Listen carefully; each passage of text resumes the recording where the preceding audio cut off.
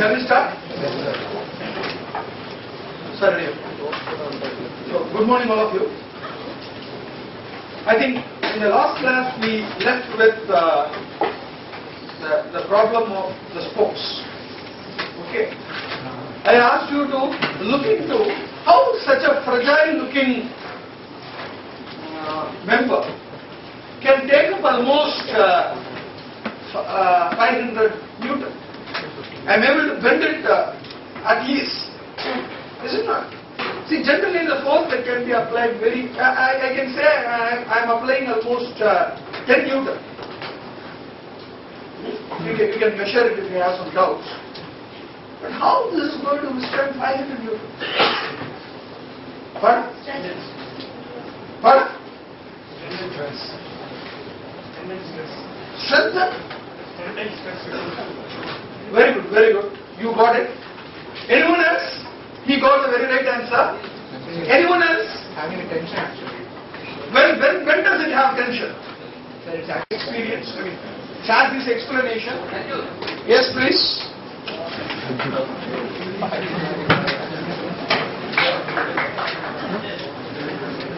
No, clapping will be after the answer.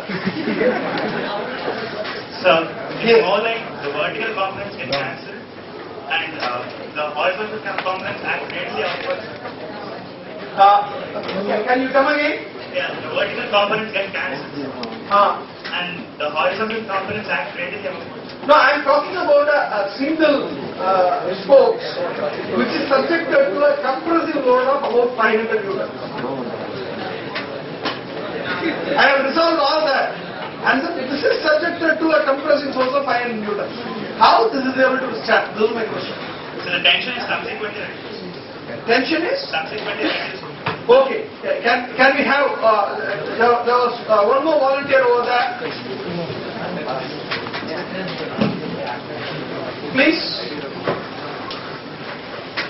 The thing is, the principle behind the withstanding power of the spoke is, it may be fragile, it may be bendable, but at the same time, the spoke is pulled inward towards the up, such that it is in a state of tension. Something in a state of tension can withstand more power, more weight. So that the thing is, we are not looking upon one single spoke, and there are a number of spokes around the rim of the wheel. So the force is spread equally, and such that it is in tension, it can withstand such a high power, even equal to 500 Newton. Very well, sir. Okay. Now, the idea is, this particular concept is called prestressing. Okay. That is, this particular concept is called prestressing.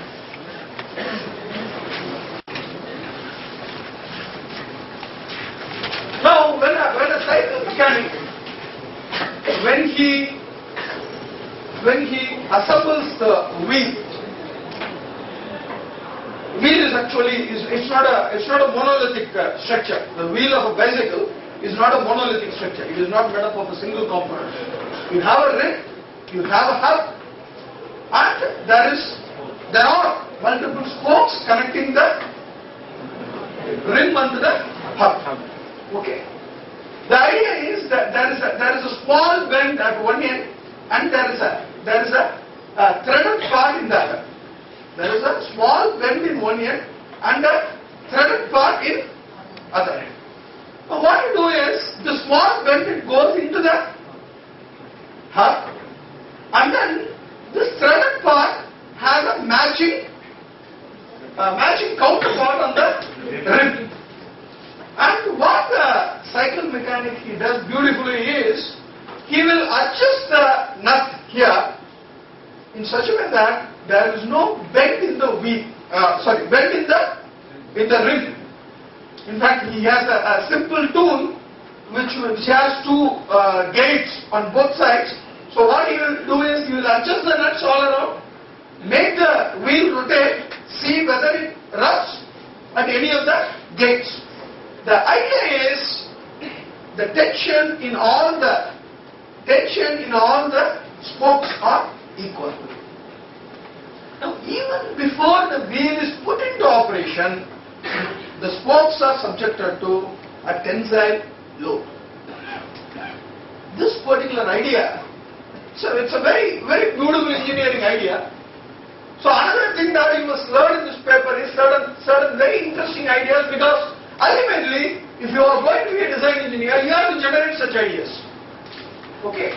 This particular idea is called pre-stressing. Okay? This is the idea which has many other technological implications. I'll talk about it later, but let us understand the spokes first.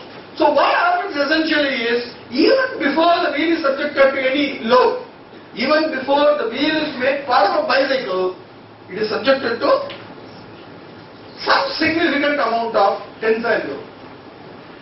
There is one more thing that I want you to understand. This particular structure is called a slender structure.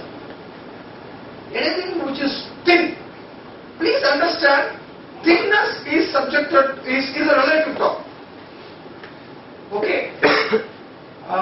See, thickness, I mean, you will call somebody very slender, very thin, but it is the breadth in relation with the height.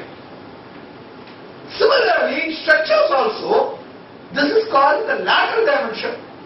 This is called the longitudinal dimension.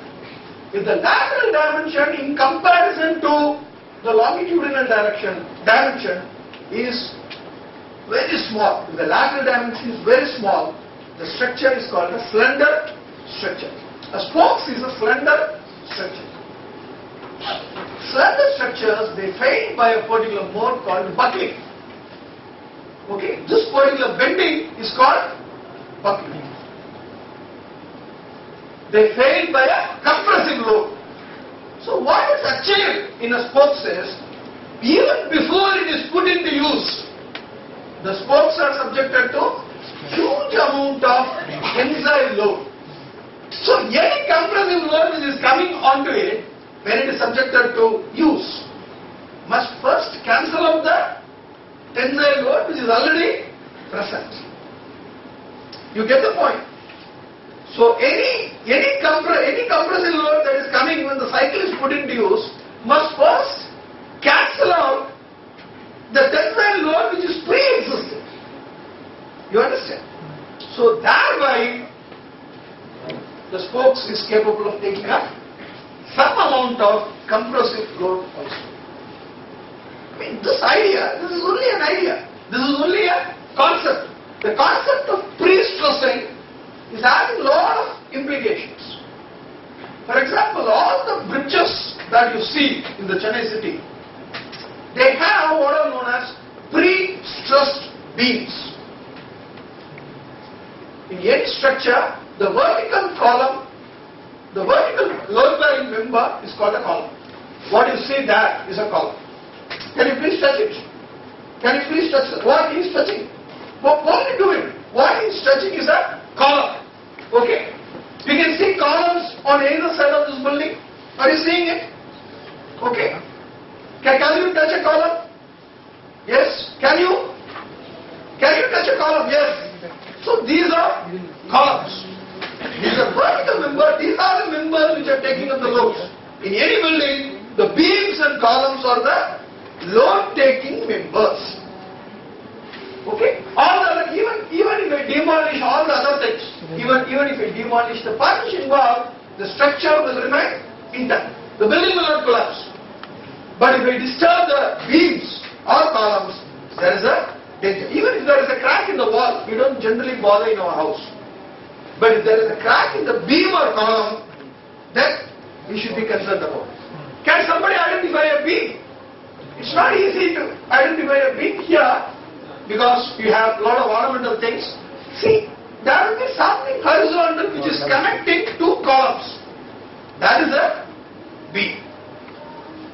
Generally, any construction material, be it rock, be it concrete or anything, they are very good in taking a compressive load, but they are very poor in tensile load.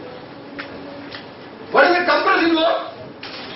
When I press these two things together, this is subjected to a compressive load, but when I pull it apart, it is subjected to a tensile load.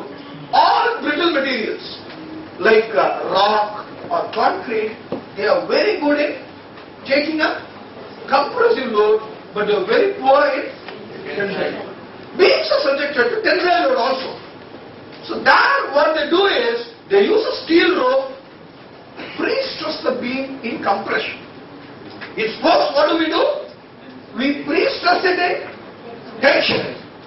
We pre-stress spokes in tension, because ultimately this is supposed to take a compressive load. In the case of beams, we pre-stress them in compression because they are weak in tension. So when a tensile load comes, when a tensile stress comes, that tensile stress must first cancel out the pre-stress which is existing, then only it will start disturbing the actual beam. So what I try to convey through the example of the spokes is the concept of pre-stressing. This is a tool which we can use, this is a technique which we can use when you design your engineering structures. Is it okay? Now, shall I go to, do you have any doubts? Shall I go to today's lecture? Any doubts in the previous lectures that we had? No? Yes or no? So today we are going to talk about what is known as a product development process. If I recall, in the last lecture we have studied about what a product life cycle is. And today our effort is to understand how to develop a product. Today our objective is to understand how to develop a product. What is the process through which I can develop a product? See, please understand, some 200 years ago, the idea of product development is left to the creativity of an individual. You had various individuals who are capable of delivering product by themselves. It is said that Edison alone had patents for more than 1,000 products. He individually could develop hundreds of products of his own. But in modern scenario, such a thing doesn't happen. Product development in today's context is a team effort. So if we have to design a product, what is the scientific approach to the product development process? What is the scientific way I can develop really a product that meets the need of the society? That is what we are going to discuss today. What is the way, what is the procedure, what is the systematic approach by which I can design develop a product? That is what we are going to see today. In fact, that is what we are going to see in this paper altogether. Now what we are going to discuss today is some 12 points which we will be seeing in detail, okay, in probably 10 to 12 lectures. So all the steps that I list out today are going to be topics for subsequent discussions. Please understand this. I am going to list out some 12 steps in the product development process, and we are going to see in detail about each step. Okay, and that will almost cover the entire subject. Because see, basically this paper is about product development. Is about how to design a product. Okay. Now there are basically three phases. There are basically three phases in product development. The first phase is to understand an opportunity. What do you mean by understanding an opportunity? See, industries must be sensitive too. See, as we have seen in our first lecture itself, okay, when we talk about product, it is something related with the market. It is not, product is not, please confused. Product is not something which is left to the capabilities of individuals, which you sit in your own lab and then work alone and then produce something on a fine day. Such things, they don't happen anymore. Okay. So, we are talking about product development in an industrial context. So, industries, first of all, they need to understand an opportunity. What do you mean? What do you mean by understanding an opportunity? Somebody must perceive that there is a need, an unfulfilled societal need, which could be commercially done. See, 20 years back, nobody would have imagined about mobile phones. Okay, a telephone which is mobile. Okay. Now, a mobile telephone is so common. People are now talking about handheld devices. They don't just talk about mobile phone. It gives rise to a mobile phone. What started as a mobile phone, it gave rise to a whole set of products. The common category is the handheld devices. There are many handheld devices. For example, the ticketing machine that your conductor has in Pallon Transport in PTC, that is a handheld device. It reduces enormous amount of labor and effort. So every time the conductor has to go to the clerk, get all the tickets, note down the starting numbers, ending number. Okay. Similarly, in the evening he has to go, enter the closing numbers, find the difference, work out the amount that is payable. Now this handheld device can be connected to a computer which will immediately calculate everything and then give the amount payable by the conductor. These handheld devices are making a sort of revolution in the electronic world. I can talk about a lot of handheld devices. And this is a very common term. Even an electronic EVM, electronic voting machine, strictly though it is not a handheld device, it is something akin to a handheld device. The whole counting process is made so simple. Okay. Earlier we used to wait for days together to know the results. Now it is a matter of hours. Okay. Probably, see, there is again scope for improvement. If you introduce a wireless network into the whole thing, it can be instantaneous. 5 o'clock, direction is over. 5:1, the result can be declared. Yes or no? How? By you introduce a wireless transmission here. All the data is transferred to a central server. So the moment everyone says counting is over in my booth, okay, the results can be declared next instant. You understand that? See, that is why industries need to update themselves with available technology. Also, they should keep a close watch on the market. Essentially, what must happen is, that is what I mean by the first phase, understanding an opportunity. This is true everywhere. It is true in electronics, it is true in automobile, it is true in every industrial sector. So the first phase is understanding an opportunity. The second phase is, it is not good enough that you just understand an opportunity, but it is also essential you develop a concept to meet that need.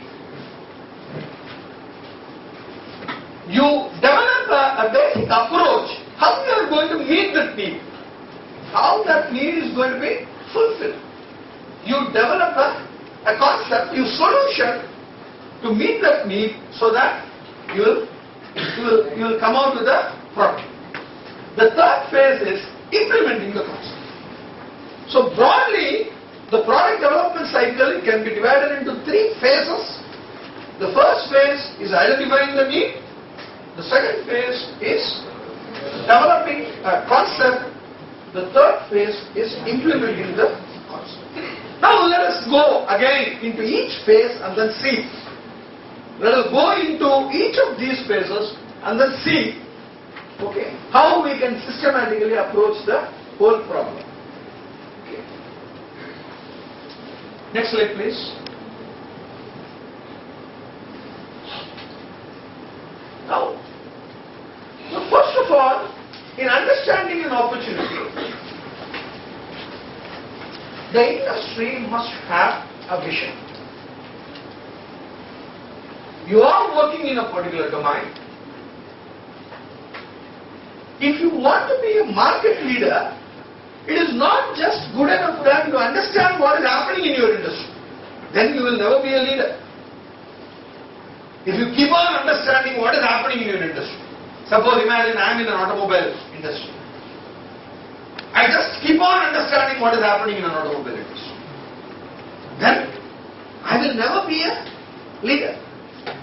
To become a leader, first of all, I must develop a vision about not just what is happening today, but how things are going to be tomorrow. That is what a vision is all about. Not just understanding how things are today. Today every vehicle is talking about Euro 4. Fine. But what is going to be the status of the industry after 5 years? That I need to go see.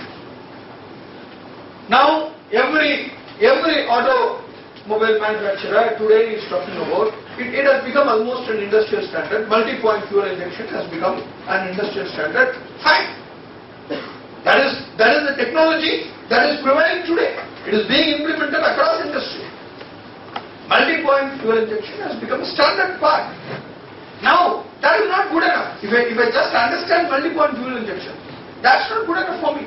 I should understand, I should foresee where this is going to lead me to. What is going to be the technology of tomorrow?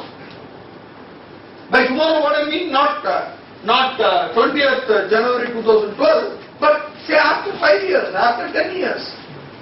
Okay, in the future. So, first of all, every industry must have a vision, a technological forecast. That is essential for. So they should keep on. They should keep on working towards that particular vision. Now, see, it is said that ideas are very cheap. Everybody can give you ideas. Okay, to solve problems, everybody can suggest ideas. Everybody can suggest even more than one idea. Multiple ideas can be suggested. But the problem is, these ideas are to be further articulated. These ideas need to be further articulated. And we must see whether there is an opportunity in the market. Please understand, it is again a matter of commercialization. It's not just developing a product in isolation. It is a question of selling it in the market. So when I am developing a vision, I should also see whether that idea, that vision has a potential to be sold in large numbers. Whether that idea has some market of its own. So that is what I mean by market opportunity analysis. The idea might be very fine, but the commercial potential may be very bleak. So we should do a sort of what is called an opportunity analysis. Then the third step is, see, I have a vision. I have a particular roadmap for the technology to develop. Okay, I have a particular roadmap for the technology to develop. But does it really match with the requirement of the customer? Does it sync with some customer. I may have some funny ideas about technological projections, but does that match with some societal requirement? So I should do a detailed need analysis of the customer through there are a lot of techniques by which, of course, as I told you, these 4 steps I'll be dealing as a separate topic by themselves. Now I want you to understand the forest so that we can go to the trees and then see what is what. We should have a whole picture and then develop some idea about the whole process. Then we can go into the details. Okay, this is my approach. So we have to analyze the needs of the customer and see whether my vision matches with some societal need. Then the 4th aspect is, I am not going to operate alone in the market. There are competitors. There are co-players in the market. So the question is, how I am going to fare, how I am going to perform in relation with my other players in the market. That is the 4th step that I have to talk about. So first of all, what is the starting point? A vision. How the technology is going to develop over the years.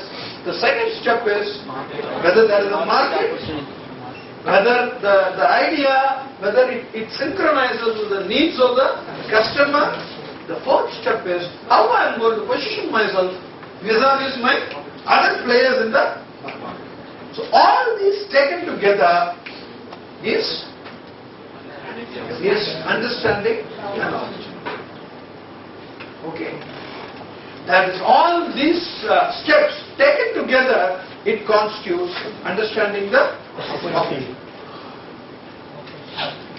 Next slide please. Next step, it involves, see there is a need. I know how to proceed. In broad terms, I know how to proceed. Okay. I have positioned myself vis-a-vis my other players in the field. Okay. Now the next phase is to evolve a viable solution to this particular problem. I should evolve a viable solution to this particular problem. That is developing a concept. That is the need. I know this is going to click. I know in another 10 years everything is going to be handheld devices.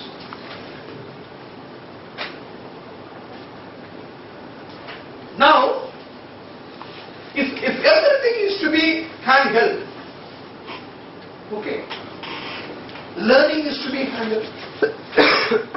I don't know, in many foreign universities, the lectures are available on the website itself in MP3 form.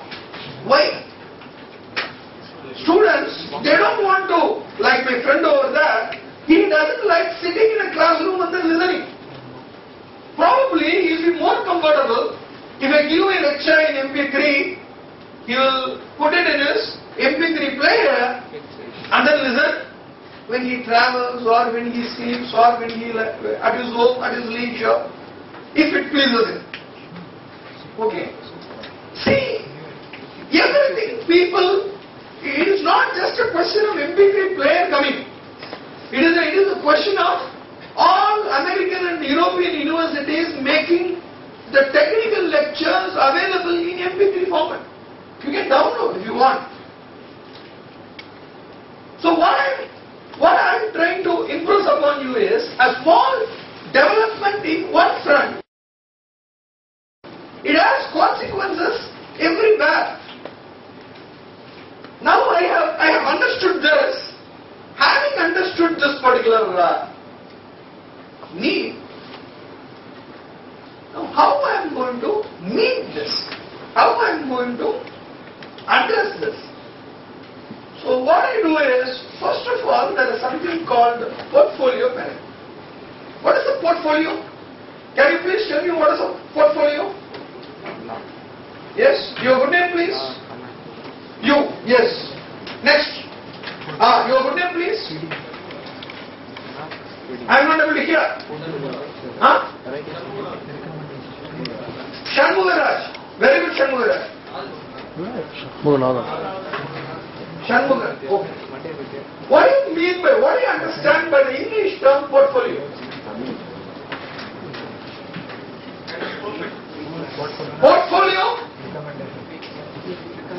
Portfolio is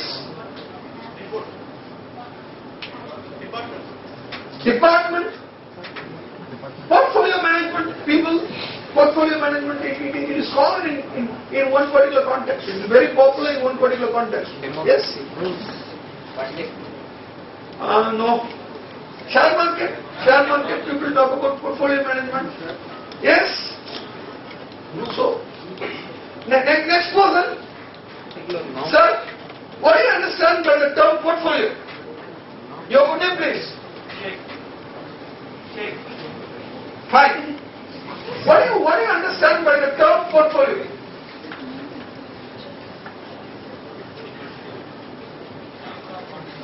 No. Fine. Please sit down. Now, see, my product which I am trying to develop, which I am planning to develop, is not going to exist in isolation. Okay. My product is not going to exist in isolation. It has to be positioned in a live market. Whatever product I release, okay, I am not going to release this product in Moon or Mars. I am going to release this product in a market which is already populated by various other products. Now, the most important thing is, how am I going to position my product? It is meant for whom? Who will buy it? Okay, am I addressing that the market needs to be segmented and the market should be studied in detail, and then when I develop a product, I should have a very clear idea for whom I am developing this particular product. What is the position of this particular product vis-a-vis a market? For example, if you take the automobile sector, okay, let us be more specific, let us take a four-wheeler sector. In the four-wheeler, you have variety of brands available. All of them, do they cater to the same segment of the market? Okay. Will a person who is buying Nano, will he think about, or a person who is buying, say, Volkswagen, will he think about Nano? Okay. A person who is planning to buy a BMW, okay, these are Nano and BMW are two different segments of the market. How do you categorize this segment? One is a high income group, okay, based on the affordability of the group. One wants to have a luxury car, another wants to have a car for commuting. Okay. So this is positioning based on the income groups.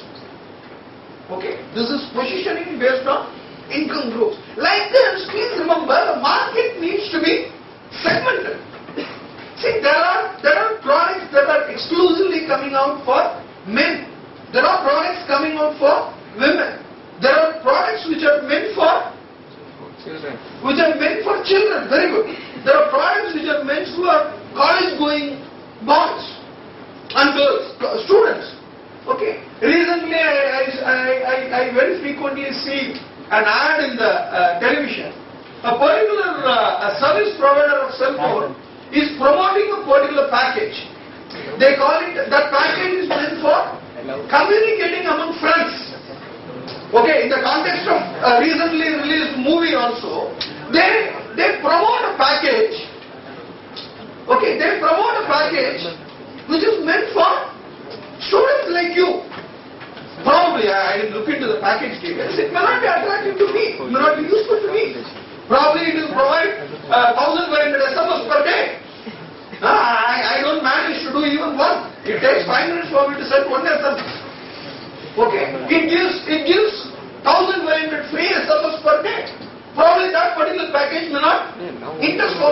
See, that particular product is positioned for a particular market segment. That's all I'm trying to impress. Every product needs to be positioned for a particular segment of the market. There is nothing called, in today's segmented world, there is nothing called a universal solution to the entire market. No. So, I must plan to position my product appropriately. Otherwise, my product is doomed to fail. I have positioned my product. I know at the end of product positioning, probably I have a broad specifications.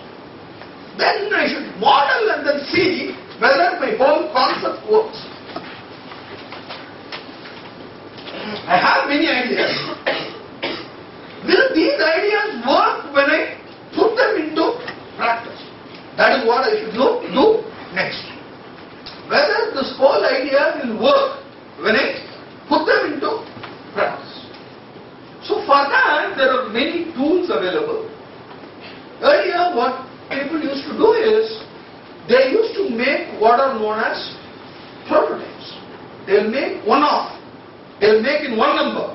And then put everything together. Check whether the whole thing works. But in today's context, we need not physically make the product and then check whether it works. On the other hand, we can do a lot of this modeling using computer simulations. I devise an ingenious mechanism for achieving a particular purpose. I can simulate the whole thing on the screen and then check whether the whole mechanism works. Is it okay? I can develop a mechanism. I have an idea about a mechanism. I connect some parts. Okay. When I rotate something, something has to move this way, that way. I devise a mechanism. I can simulate the whole thing on a computer and then see whether the mechanism works as I intended. Then whether the loads it is able to withstand, I can check using modeling. Okay. So there are a lot of modeling tools that have been developed which I use to check whether the whole system functions as intended. Otherwise, the whole project will collapse. The third thing is a product architecture. How, in physical and conceptual terms, the different subsystems of the product are going to be arranged. People are talking about modular architecture. What do you mean by modular architecture? The whole system is divided into some subsystems. Okay. So if one subsystem fails, you can just take it and then replace it with another module. This is called a modular architecture. Easy to maintain. Easy to maintain and then bring it into operation quickly. If something fails, if the architecture is modular, so what type of architecture I'm planning? People are talking about object-oriented programming. Isn't it? You have heard about object-oriented programming. Modular programming. Essentially, modular programming is something you develop. Even a software is a product. Please keep it in mind. A Microsoft Office is a product which you pay and then buy. Is it not? You buy a Microsoft Office. What is Microsoft Office? It is a huge software which does certain jobs. It helps me to prepare a PowerPoint presentation like this. It helps you guys to prepare a report. So that is the product. How that product is structured. Okay. So how my product is going to be structured? I don't know. Architecture is very simple. Suppose I have a laptop. Where am I going to? Space is a big constraint in a laptop. Is it not? The very idea of a laptop is to make it very compact, very light. Okay. From laptop it is becoming phone top. Okay. So it has become, from laptop it has become notebook and then it has become phone top. This is the evolution of the product. Miniaturization. That means, where am I going to place my keyboard? Where am I going to place my display device? Where is going to be my hard disk? That is going to be my central processor to decide upon this is one aspect of product only. This is the physical architecture of the product. Okay? So, this I may have to decide and then develop, then I have to decide on what is the basic concept engineering. How my concept is going to be engineered and made to work. That is the final stage of developing a concept. Is it okay? Next slide please. I have to go quickly. Now the next stage, next phase is implementing a concept. It consists of embodiment engineering, physical and analytical modeling, design for X. I'll come to them in detail, and finally it is a robust design. Robust design. See, what is embodiment engineering? See, I have visualized many requirements. I have visualized many needs. I have visualized many functions for my particular product. Now all these concepts, they need to be made part and parcel of my physical products. So how that is going to be, they need to be manufactured, they need to be physically assembled, okay, they need to function together. So how a concept is converted into a physical entity, okay, that is called the embodiment engineering. So far it is only idea. I checked in my computer whether this mechanism will work. How did I check? I generated models like you develop in your Pro Engineer. I develop models like you are doing AutoCAD now. You will be doing another modeling software called Pro Engineer later. Now you put everything together and then see whether the whole thing works. But please remember, all these things are done in the virtual world. It is done in the computer. Now the question is, in embodiment engineering, the issue is how the whole thing is going to be made in the physical realm. In the physical world, how I am going to make the whole system. Now then, many times, the computer model is not good enough. Now it is reliable. It is not 100% reliable, so I have to do some physical modeling and analytical modeling to just ensure that the whole thing works. Then there is something called designing for X. This X is something which stands for many things, is it not? I should design not only to fulfill certain functions, I should design in such a way that it can be manufactured, it can be machined, it can be cast, it can be assembled. It can be maintained. So this design for X is design for manufacturing, design for assembly, design for maintenance. I design something, but nobody can reach that particular part. Then what happens if that particular part fails? How will it be replaced? How will it be maintained? Okay. All these are issues, and designing for X means designing for manufacturing, assembly, maintenance, all these things. And designing for recycling. Now it has become almost mandatory to design for recycling. Certain products, they are not permitted to be used in. For example, I'm designing a refrigeration system. I'm not supposed to use, when I design a refrigeration system, I'm not supposed to use any CFCs. The chlorofluorocarbons, I'm not supposed to use them as a refrigerant. Now, these chlorofluorocarbons, they perform extremely well.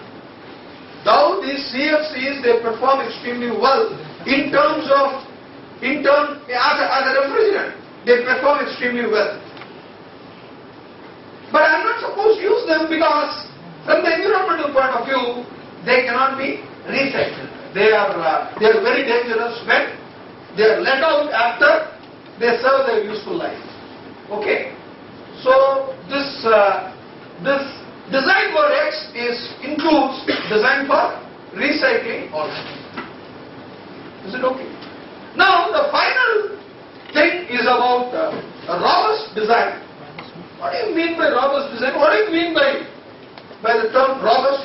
Robust design is something, a design which is not disturbed easily by some variation in the environment. Okay. I want, suppose my equipment is supposed to work at 230 volts. Okay. But nowadays every equipment says it has a built-in stabilizer, so it can work between 160 to 250 volts. Why? We want all the equipments to be robust. Robust in what sense? Robust against input fluctuations. Earlier, the computers were not robust. Computers of yesteryears were not robust. They have to be kept in an air-conditioned room. And that air-conditioned room must have double door. Why double door? Dust should not enter. Okay. So if I have a single door, the air will immediately flow in, is it not? So many dust particles may enter in. The idea behind having a double door for a computer room is, once you open one door, air will not flow easily because there is an obstruction there. There is no cross ventilation. So then this door will be closed, then only the other door will be open, so dust will not enter into the... Why all this botheration? Computer was considered as something which is very sensitive. It is very sensitive to dust. It is very sensitive to temperature. So it should be kept in a controlled atmosphere. So that was the state of affairs some 10 years, 15 years back. Now everywhere you see people carrying laptop. How this became possible? By the idea of robustness. Computers have been designed to become more robust. They are not sensitive to dust. They are not sensitive to temperature. Okay. So they can withstand a wide variation in temperature. They can withstand wide variation in atmosphere. Okay. So this is the final idea, that how to make my design more robust so that it is insensitive to external influences. So this will complete the entire design cycle. There are basically 12 steps involved. Probably in our subsequent another 10 lectures, we'll be taking each of these and then discussing them in detail. Because that will enable us to understand the process by which a product design can be carried. Is it okay? Now, in every day I thought we are discussing some product case studies. Along with that, the central idea behind any new product is an innovation. Some new concept. What is innovation? And altogether, a new concept which revolutionizes the technology. Okay. Large-scale integrated circuit is an innovation. It is a concept which made all the handheld devices, all miniaturizations possible. VLSI, very large-scale integrated circuits.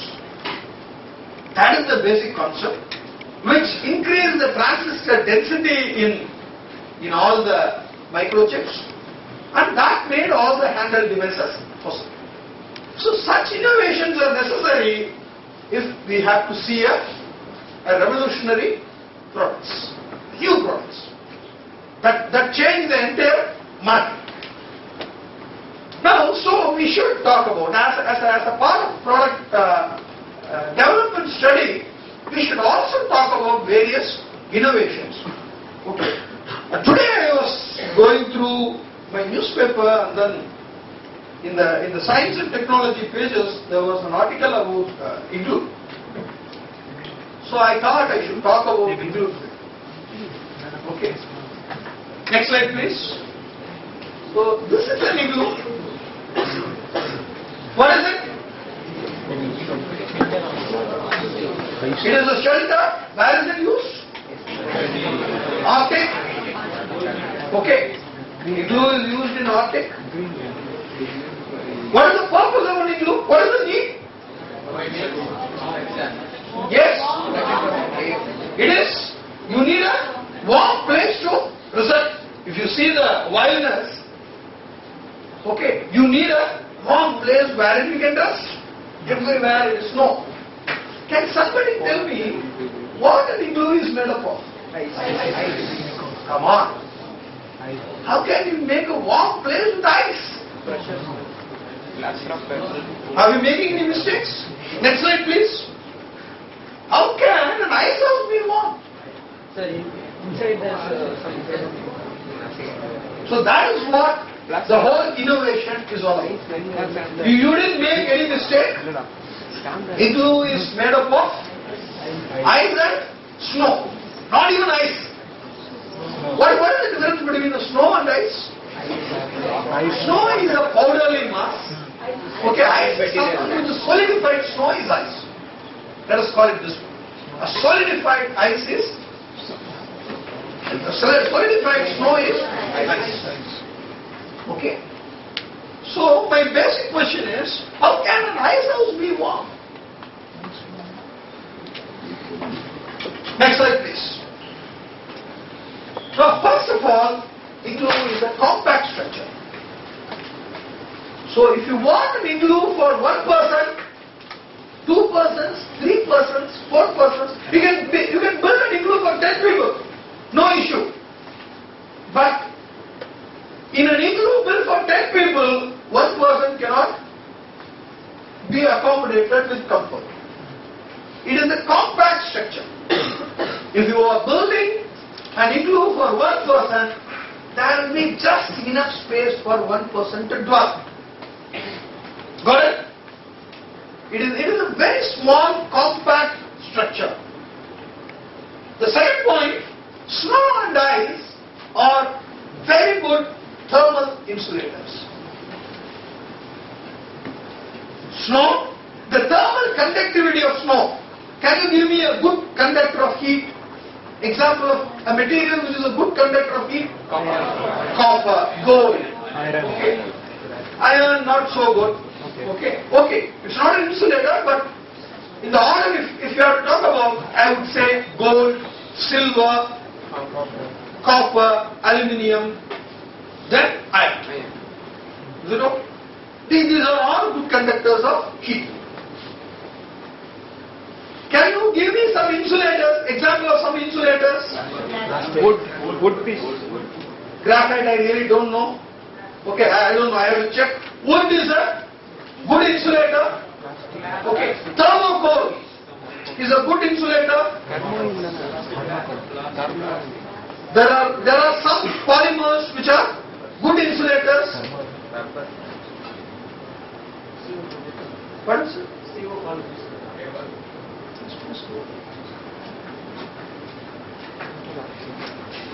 There are cork is a good insulator, glass wool is a good insulator, asbestos is a good insulator. These are all good insulators. Okay. Now it is okay. Now I have constructed a compact structure with an insulating material. What is the insulating material I can get? Can I get wood? Very difficult. I cannot cut wood or process it in the Arctic. Okay. So almost nothing grows there. Now, so the best insulator that I can get in Arctic is snow and ice. Now, I have constructed a small structure with an insulating material, but I need something to heat up the inside of the structure. I need something to heat up the inside of the structure. Then only there is a meaning for insulation. What is the purpose of insulation? The heat is generated, that heat should not go out. Then only insulation has some meaning. Is it okay? There must be some heat generated. Then only there is a meaning of providing an insulation so that the heat does not do. Where is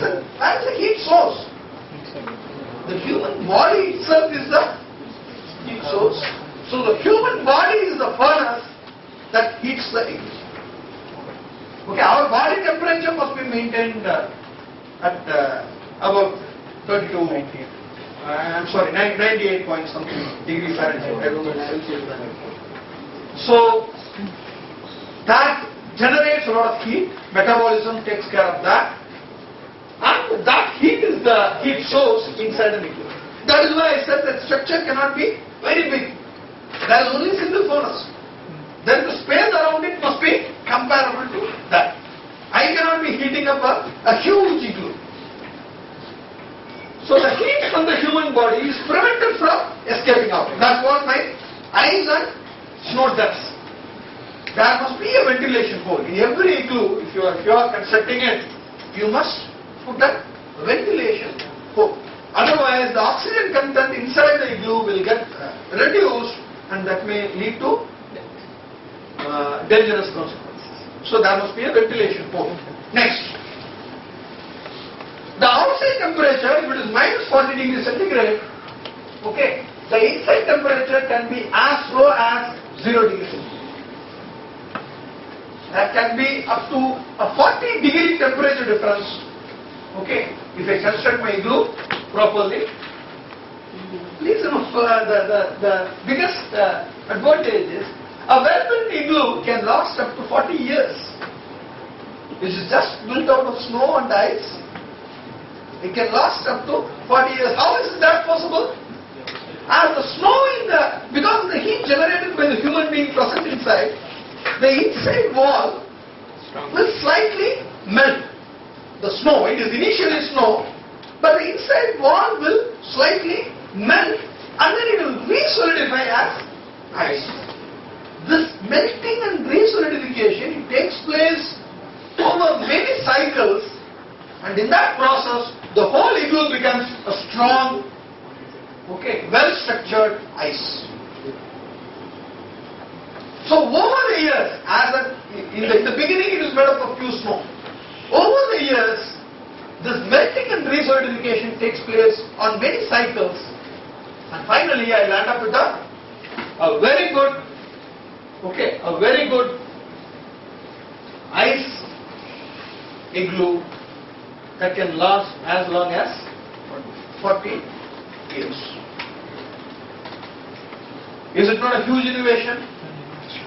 Okay. There is a need, and that need is met with the available resources.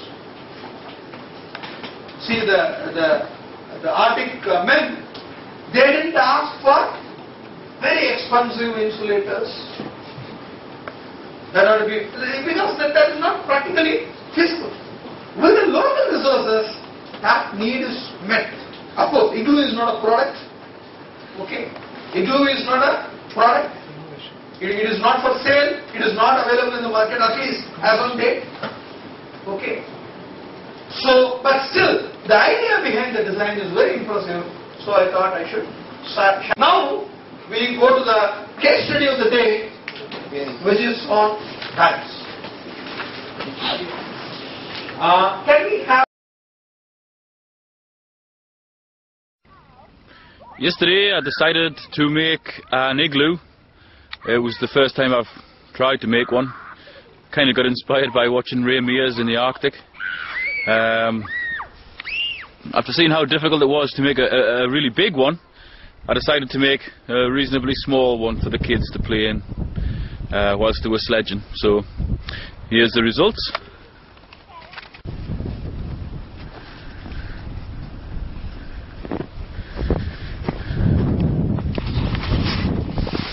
Hold on, I'm coming in. Good evening.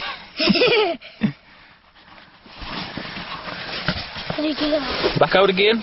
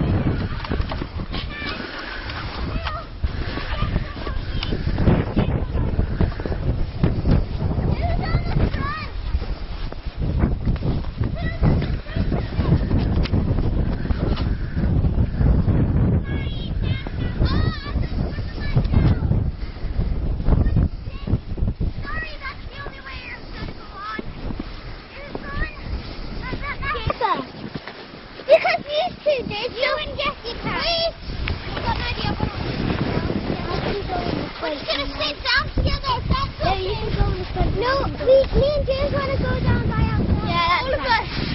No, please.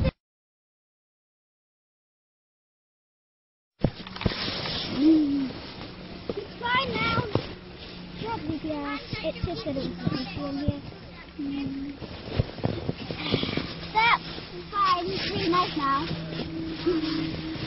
Where? All you need is a top. Is that more comfy? Yeah. Good. Here we are inside. Not exactly the Hilton, but it's not too bad. I dare say we could probably survive in here overnight if conditions took a turn for the worse. Like I got locked out of the house or something, come and live in here. But the kids seem to enjoy it, and that's really all that matters. I made this using a washing up bowl, which was approximately 18 inches by a foot by 6 inches deep. I packed the snow into that to make the bricks to construct the igloo. And I used the kitchen knife to shape the bricks. I stuck the bricks together just with snow, just cramming snow into the gaps and pasting snow over the top, patting it down both inside and out. And it seems to have made a pretty good, strong structure. Pretty hard walls, actually. I really packed the snow in. As I was building it from outside, I put the blocks in and then got some more snow, hammered it against all the joints and into the cracks if it wasn't fitting quite right, and did the same on the inside. I came in and I could see where there was kind of blocks joining, so I had a load of snow and I just packed it into the joints and smoothed it all off. Seems pretty solid.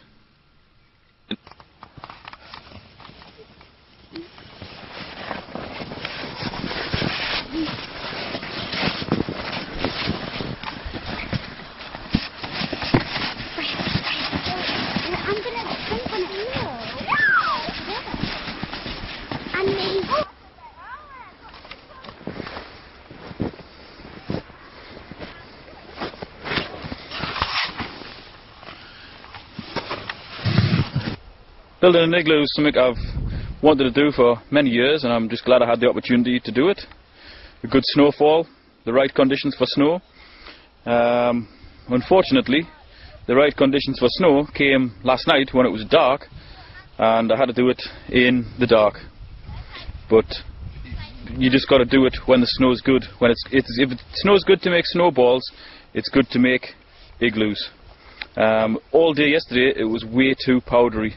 I tried in the afternoon and it just wasn't very good at all. So I went to get some sticks for the log burner last night, found that the snow was very soft underfoot, good snowballing snow, and then decided to make the igloo. Oh.